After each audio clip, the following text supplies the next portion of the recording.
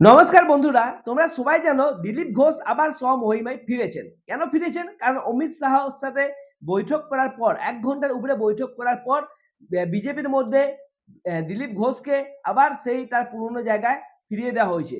শুধুমাত্র তাই নয়, তাকে অনেক গুরুত্বপূর্ণ দায়িত্ব দেওয়া হয়েছে। তো আজকে আমরা এই বিষয়টা নিয়ে আলোচনা করব। দিলীপ ঘোষ তিনি এই তার যে স্বমহিমায় ফিরেছেন, তারপর তিনি কি মন্তব্য রেখেছেন সেই গরম মন্তব্য আমি তোমাদেরকে দেখাবো। তার সেই সাংবাদিক সম্মেলনটি আমি তোমাদেরকে দেখাবো। তার সাথে, সাথে আমি তোমাদের সাথে এই বিষয়টা নিয়ে একটু আলোচনাও করতে চাই। দেখো, দিলীপ ঘোষ কিন্তু খুবই পুরনো একজন নেতা। এটা আমরা সবাই জানি। তিনি বিজেপির জন্য অনেক কাজও করেছেন। এটাও আমরা সবাই জানি। এরপর দেখো কি হলো, যখন তিনি ওই জগন্নাথ মন্দিরে গেলেন, মমতার সাথে দেখা করলেন, যেটা বিজেপি হয়তো চাইছিল না। তারপর থেকে আমরা দেখলাম যে এই দিলীপ ঘোষকে একটু কোণঠাসা করে দেওয়া হলো। একটুকু নয়, আস্তে, আস্তে তাকে পুরোই কোণঠাসা করে দেওয়া হলো। সময়ের সাথে, সাথে আমরা দেখলাম বিজেপির যেকোনো গুরুত্বপূর্ণ নেতারা যখন আসতেন বৈঠক করতেন, সেই সভাতে কিন্তু দিলীপ ঘোষ উপস্থিত থাকতেন না। এমনকি তিনি শ্রোতা হয়ে শুনতে যেতে চাইলেও তাকে অন্য জায়গায় পাঠিয়ে দেওয়া হতো। এটা আমরা দেখেছি। দেখো, এর জন্য কিছুটা দিলীপ ঘোষ নিজেও দায়ী। তিনি ১ম এ যখন এসেছিলেন, যখন বঙ্গে বিজেপি এসছিল, বঙ্গবিজয় যখন এখানে এসছিল, তখন আমরা কি দেখেছিলাম? যে দিলীপ ঘোষের হাত ধরে এসেছিল। কিন্তু দিলীপ ঘোষ তখন পুরো মাটির মানুষ ছিলেন। কিন্তু তিনি অনেক কাজ কারবার করেছেন এবং বিজেপিকে পশ্চিমবঙ্গে স্ট্রং করেছেন। তার সাথে, সাথে তার মধ্যে কিছুটা অ্যাটিটিউডও আমরা দেখতে পাচ্ছিলাম। তিনি কিছুটা দাম্ভিক মানুষ হয়ে গিয়েছিলেন। ঠিক আছে? অনেক জায়গাতে আমরা দেখেছি যে দিলীপ ঘোষ তার নিজের বড়াই করতে শুরু করে দিয়েছিলেন। মানে যেটা হচ্ছে পার্টির জন্য তিনি সমস্ত কাজ করছেন, তার জায়গায় তিনি বলতেন যে দিলীপ ঘোষকে হারানো যেত না, দিলীপ ঘোষ এই করেছে, দিলীপ ঘোষ সেই করেছে। এরকম কথা তিনি অনেক জায়গায় বলেছিলেন। তারপর আস্তে, আস্তে আমরা দেখলাম যে মমতার সাথে যখন তিনি ফটো তুললেন বা তার সাথে যখন তিনি জগন্নাথ মন্দিরে গেলেন, যেকোনো মানুষ যেকোনো ধর্মের জায়গায় যেতেই পারে, সেটা নিয়ে কোনো কথা নয়। কিন্তু তারপর থেকে দেখলাম তার গুরুত্ব বিজেপির কাছে অনেকটা কমে গিয়েছিল। কিন্তু আমরা দেখছি যে এরপর কি হলো, বিজেপির যে সংখ্যাটা ছিল সেটা কিন্তু আস্তে, আস্তে কমে যাচ্ছে। এটা আমরা দেখেছিলাম, ঠিক আছে? ১ম এ তো অনেক বেশি সিট পেয়েছিল, তারপর সিটের সংখ্যা কমতে থাকলো। তো অনেক ক্ষেত্রে অনেক সাধারণ মানুষ প্রশ্ন করছিল যে দিলীপ ঘোষের গুরুত্ব কেন কমিয়ে দেওয়া হলো? আবার অনেক মানুষ এটাকে সাপোর্টও করছিল। আমি একটা পুল দিয়েছিলাম, সেখানে তোমরা অনেকেই ভোট দিয়েছিলে। সেখানে বলেছিলে হাফ এর বেশি মানুষ বলেছিল দিলীপ ঘোষকে দলে রাখার দরকার নেই, বা আবার অনেক লোক এটাও বলেছিল যে দিলীপ ঘোষকে গুরুত্ব দেওয়া অবশ্যই দরকার। তো দুরকম মানুষই আমরা পশ্চিমবঙ্গে দেখতে পাচ্ছি। কিছু মানুষ দিলীপ ঘোষকে অবশ্যই চাইছে দলে, আবার কিছু মানুষ তাকে বিরোধও করছে। দেখো, আমি একটা ভিডিও করেছিলাম, সেই ভিডিওটা আমি বলেছিলাম যে দিলীপ ঘোষ কিন্তু এবারে টিকিট অবশ্যই পাবেন এবং তিনি এই সুযোগটাও পাবেন যে, যে জায়গায় তিনি শক্তিশালী নিজেকে মনে করেন সেই জায়গা থেকে তিনি ভোটে লড়তে পারবেন। এবং আমরা জানতে পারছি যে তিনি সেই চান্সটা পেয়েছেন। মানে তার যেটা পছন্দ সেটা হচ্ছে খড়গপুর। তো সেখান থেকে তিনি যে লড়তে পারবেন সেটাও কিন্তু আমরা জানতে পারছি। তাহলে দিলীপ ঘোষের গুরুত্ব অনেকটা বাড়িয়ে দেওয়া হয়েছে।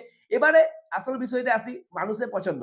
অনেক মানুষ ওনাকে পছন্দ করেন, অনেক মানুষ এখন পছন্দ করেন না। তার রিসেন্টলি কিছু কাজ কারবারকে দেখার পর থেকে। কিন্তু দিলীপ ঘোষ যে সত্যি একজন গুরুত্বপূর্ণ ব্যক্তি, এটা আমাদের সবাইকে মানতেই হবে। কারণ বিজেপির উন্নতির জন্য দিলীপ ঘোষকে অবশ্যই দরকার। তিনি মানুষের সাথে মিশে কাজ করতে পারেন এবং অনেক সময় ধরে রাজনীতির সাথে যুক্ত আছেন, শুধুমাত্র বিজেপির সাথেই যুক্ত আছেন। তিনি কিন্তু যখন তার গুরুত্ব কমিয়ে দেওয়া হয়েছিল, তিনি কিন্তু এরকম একবারও মন্তব্য করেননি যে তিনি কোনো অন্য দলে চলে যাবেন। বা অনেককেই আমরা দেখেছি তারা একটা দল ছেড়ে অন্য দলে অবশ্যই চলে যায়। ইনি কিন্তু তেমনটি করেননি। তিনি বরঞ্চ দলের মধ্যেই থেকে গিয়েছিলেন। সেই জন্য এখানে এটা অবশ্যই বুঝতে পারা যাচ্ছে যে দিলীপ ঘোষ কিন্তু সবসময় বিজেপির হয়েই থেকেছেন। সেই জন্য এই ২০২৬ এর যে নির্বাচন সেটা হচ্ছে বিজেপির কাছে খুবই গুরুত্বপূর্ণ। মমতা সরকারকে হাঁটানোর জন্য, তৃণমূলকে হাঁটানোর জন্য বিজেপিকে সর্বশক্তি দিয়ে লড়াই করতে হবে। এই জায়গাতে তাদের অবশ্যই এটা মাথায় এসছে, যারা তাদের নীতি সমস্ত কিছু ঠিক করেন। মানে আমি বলতে চাইছি অমিত শাহের কথা, তিনি যখন বঙ্গে এসেছিলেন এবং সেই যে তিনি মিটিং করেছেন, সেই গোপন মিটিং এর মধ্যে তিনি এটা ভেবেছেন বা ভেবে বুঝেছেন, শ্রমিক ভট্টাচার্য তিনিও ছিলেন। তারা সবাই মিলে এটা ঠিক করেছেন যে এখানে দিলীপ ঘোষকে গুরুত্ব দেওয়া দরকার। দিলীপ ঘোষ পারবেন কিছু মানুষকে মানে বিজেপির তরফে নিয়ে আসতে, এই ভোটটা বিজেপির তরফে নিয়ে আসতে। তাই তাকে গুরুত্ব দেওয়া হয়েছে। তারা আরো ভালো এই বিষয়টা নিয়ে বুঝবেন। কিন্তু আমি এখানে বলতে চাই যে অনেক মানুষ আবার এটা বলছে যে দিলীপ ঘোষকে গুরুত্ব দেওয়া হচ্ছে, এখন গুরুত্ব কমে যাবে শুভেন্দু অধিকারীর। এটা যে কতটা ভুল, মানে একটা কথা আছে না, "কন হ্যায় এ লোগ? কাহা সে আতে হ্যায়?" এই কথাটা যেন মনে হয় ওদের জন্য ঠিক হয়। কি জন্য বলছি? তার কারণ হচ্ছে শুভেন্দু অধিকারী হচ্ছে বিরোধী দলনেতা এবং তিনি যথেষ্ট কাজ করেছে বিজেপির জন্য। শুধুমাত্র কাজ করেছে তা নয়, যথেষ্টভাবে বিজেপিকে সাপোর্ট করেছেন। বিজেপির সমস্ত কাজে তাকে দেখতে পাওয়া গেছে। তাই এর যে গুরুত্ব কমে যাবে, কারণ দিল্লির কাছে শুভেন্দু অধিকারীর গুরুত্ব খুবই বেশি। তো শুভেন্দু অধিকারীর গুরুত্ব দিলীপ ঘোষের জন্য কখনোই কমবে না, বা দিলীপ ঘোষের গুরুত্ব শুভেন্দু অধিকারীর জন্য কখনোই কমবে না। তো দুজনকেই এখানে দরকার আছে। আর আমরা এটাও জানতে পারছি যে এই শুভেন্দু অধিকারী পর্যন্ত বলেছেন যে যারা পুরনো দলের নেতা তাদেরকে অবশ্যই এবারে সাথে নিয়ে চলতে হবে যদি 2026 এ বিজেপি পশ্চিমবঙ্গে ক্ষমতায় আসতে চায় সেই জন্য। তো সেই জন্য তারা কোনো মতবিরোধ না রেখে সব পুরনো বা নতুন সমস্ত প্রকার নেতা যারা আছেন তাদের সবাইকে নিয়ে বিজেপি চলতে চায়। সেটাই আমরা দেখতে পাচ্ছি। আর সেই জন্যই আমরা দেখতে পেলাম এবারে দিলীপ ঘোষের গুরুত্ব বাড়ানো হলো বিজেপির মধ্যে, এবং তাকে স্বমহিমায় আমরা খুবই জলদি দেখতে পাবো। আর দেখতে পেয়েও গেছি। কারণ তিনি একটি সাংবাদিক বৈঠক করেছিলেন। সেখানে আমরা কি দেখলাম যে তিনি সেখানে যে বৈঠকটি করেছেন সেখানে তিনি নিজেই সাংবাদিককে উত্তর দিচ্ছেন এবং তার সেই পুরনো মেজাজ আমরা এতদিন পর দেখতে পেলাম। চলো তিনি কি বলেছিলেন সেদিন সেটা একটু আমরা তোমাদেরকে দেখিয়ে দিই। তারপরে এই বিষয়টা নিয়ে আমরা আরো ভালো করে আলোচনা করব। ঠিক আছে? তো চলো দেখা যাক সেদিন দিলীপ ঘোষ কি বলেছেন। দ্বন্দ্বের প্রশ্ন নেই। পার্টি চলতে থাকলে লোক আসতে থাকবে, চলেও যায় কিছু কিছু লোক, এটা আমরা দেখছি। পশ্চিমবাংলায় একটু বোধহয় বেশি হয়, ইলেকশন এলে একটু এই ধরনের অদলা বদলি বেশি হয়। যেমন কিছুদিন আগে আইপিএল এর টিম নতুন করে তৈরি হলো, মাইনাস প্লাস হয়। রাজনীতিতেও তাই হয়।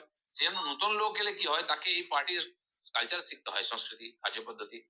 তো প্রত্যেক পার্টি কিছু আলাদা থাকে, তাদেরকে সম্পৃক্ত করে এগোতে হয় ধীরে ধীরে। আগের যে পার্টির কলেবর বেড়েছে, অনেক লোক বেড়েছে, হয়তো মাঝখানে রেজাল্ট কিছু বিশেষ গত নির্বাচনে লোকসভাতে আমাদের রেজাল্ট ভালো হয়নি, 8টা সিট হারিয়েছি আমরা। সেজন্য অনেকে ভাবছি বিজেপি কি হয়ে গেল। বাকি পার্টিগুলো দেখুন না, মমতা ব্যানার্জি আজকে ক্ষমতায় আছেন, তিনি কত বছর ধরে লড়াই করতে করতে জিতেছেন, কোথায় ছিল? তিনি তখন বিরোধী দলের এতগুলো সিটই পাননি, ক্ষমতায় আছেন।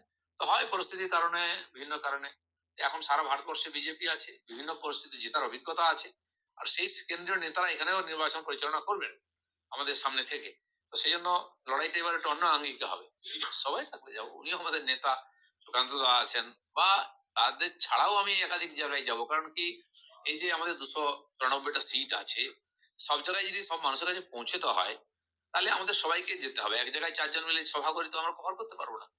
আর সেই জন্য আমাদেরকে আলাদা আলাদাও সভা করতে হবে, একসঙ্গেও করতে হবে। এটা আগামী দিনে বোঝা যাবে কি হবে। খালি 13 তারিখ না, তার আগে পরেও সভা করতে পারি আমরা একাধিক। আমার পার্টির দলের কর্মীরা, তারা আমাকে কখনো বিক্ষোভ দেখায়নি। আমাদের পার্টির কাউকেও দেখায় না। হ্যাঁ, বললাম না, বিশেষ পরিস্থিতিতে কিছু লোক বাইরে থেকে এসছে, তারা ওই কালচারে বিশ্বাস। গো ব্যাক, কালো পতাকা, কখন কাকে দেখাতে হয় তারা ভুলে যায়, অভ্যস্ত হয়ে গেছে। এরকম কিছু লোক করেছে, তো তারা ঠিক করেছে কি ভুল করেছে, তারা কি করে এটা ওদের ব্যাপার। আমার কোনো টিএমসি লোকের আমার চিরদিন দেখাতো, সেখান থেকে কিছু লোক ঢুকে পড়েছে, তাদের সে অভ্যস্ত হয়ে গেছে। তো তারা ঠিক করবে বিজেপির কালচার মেনে নেবে, এখানে থাকবে কি থাকবে না, কোথায় যাবে, তাদের সমস্যা। দিলীপ ঘোষের এটা কোনো সমস্যা না। দেখুন, আদি আদি অনন্ত বলে কিছু নাই। আমি 10 বছর আগে এসেছি, কেউ 12 বছর আগে এসছে, কেউ 8 বছর 7 বছর আগে এসছে। কে আদি কে অনন্ত? আদি তো অনেক, আর আমার চেয়ে অনেক বছর পুরনো। আমাদের মাননীয় শ্রমিক দা আমার চেয়ে অনেক বছর আগে থেকে বিজেপি করছেন, তিনি আদি। তো পার্টির পরিস্থিতি অনুযায়ী কাউকে কাউকে দায়িত্ব দেয়, কিন্তু আমরা সবাই আদলে কর্মী। তো যারা এসছেন তাদেরও দায়িত্ব আছে যে পার্টির সংস্কৃতির সঙ্গে মিলে গিয়ে নিজেকে বিজেপি হিসেবে প্রমাণিত করা ব্যবহারের মাধ্যমে। আর সেটা অনেকে করেছেন, অনেক লোক এসছে, বিজেপিটা ছিল কোথায়? তো তারাই তো বিজেপি হিসেবে আজকে নেতৃত্ব দিচ্ছেন। আচ্ছা, তাহলে তোমরা দিলীপ ঘোষের মন্তব্যটা শুনলে। তার এই বিস্ফোরক মন্তব্য তোমাদের কেমন লাগলো? এবং তিনি যে স্বমহিমায় ফিরেছেন এবং তিনি যে গুরুত্ব পেয়েছেন, এই বিষয়টা তোমরা কেমনভাবে দেখছো? তোমাদের সাধারণ মানুষ হিসেবে তোমাদের কি মনে হয় যে দিলীপ ঘোষের এই যে গুরুত্ব দেওয়া হলো, এরপর বিজেপির ফল কি পশ্চিমবঙ্গের মধ্যে ভালো করতে পারবে? না বিজেপি আবারও সেই তৃণমূলের কাছে পরাজিত হবে? সেটা অবশ্যই তোমরা কমেন্ট করে জানাও। দিলীপ ঘোষকে গুরুত্ব দেখতে পেয়ে যারা খুশি হয়েছো তারাও অবশ্য কমেন্ট করে জানাও। আমি জানতে চাই তোমাদের মধ্যে কার মনে হয় যে দিলীপ ঘোষ পশ্চিমবঙ্গে বিজেপিতে গুরুত্ব পাওয়ার পর বিজেপির কিছু ফল ভালো হওয়ার চান্স আছে কি বা নেই?